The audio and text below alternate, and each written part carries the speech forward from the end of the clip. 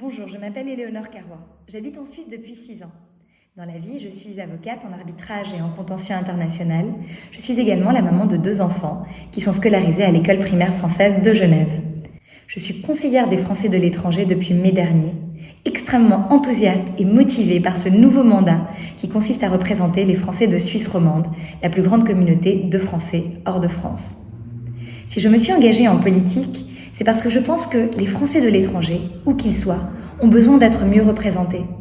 Je suis moi-même franco-dominicano-suisse, j'ai vécu dans de nombreux pays à l'étranger, et je pense que nos problématiques sont très spécifiques et qu'elles ne sont pas suffisamment entendues, débattues et résolues par le débat parlementaire en France.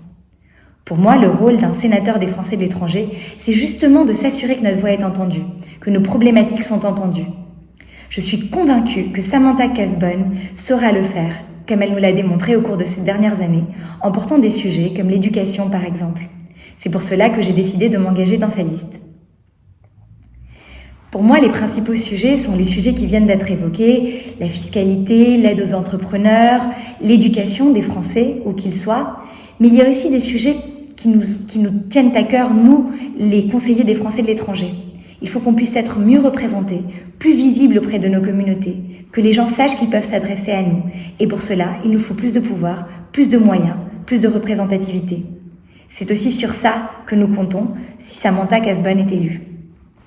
Notre liste ne ressemble à aucune autre parce qu'elle est composée d'hommes et de femmes de terrain qui sont là pour vous représenter, qui connaissent véritablement les problématiques des Français de l'étranger.